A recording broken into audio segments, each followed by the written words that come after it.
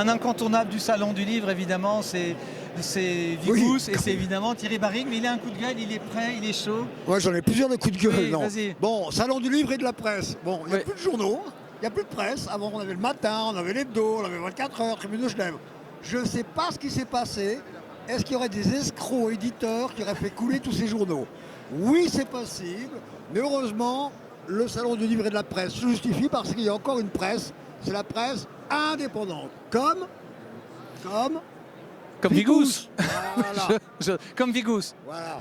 C'est pas difficile à dire, non? Non, non. Comment ça va, Vigous? Alors Vigous va bien, Vigous a 8 ans. Les abonnements, Alors d'abord Vigous a 8 ans, parce que mes professionnels amis de la presse disaient Barrigue, il va 4 numéros hebdomadaires, au 4e, au 5e, il se plante, quoi. Bon. Oui, les gens ont besoin d'un hebdomadaire satirique en Suisse romande. Mais oui. C'est le seul en Suisse romande. C'est le seul, il y a eu d'autres expériences avant. Pour le moment, on a 8 ans d'existence. Dire que ce n'est pas une acrobatie, ce serait mentir.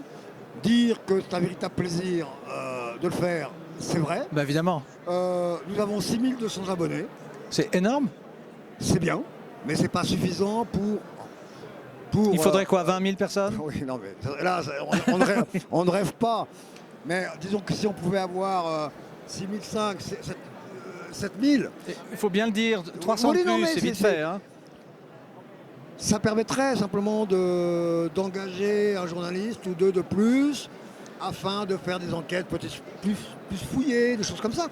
Améliorer la qualité du journal. On ne fait pas Vigous pour gagner de l'argent. C'est une histoire de passion. Maintenant, si on peut faire vivre des dessinateurs un petit peu et les faire connaître, c'est tant mieux aussi. Qu'est-ce qui fait qu'un journaliste satirique peut être juste, mordant, sans être bêtement méchant?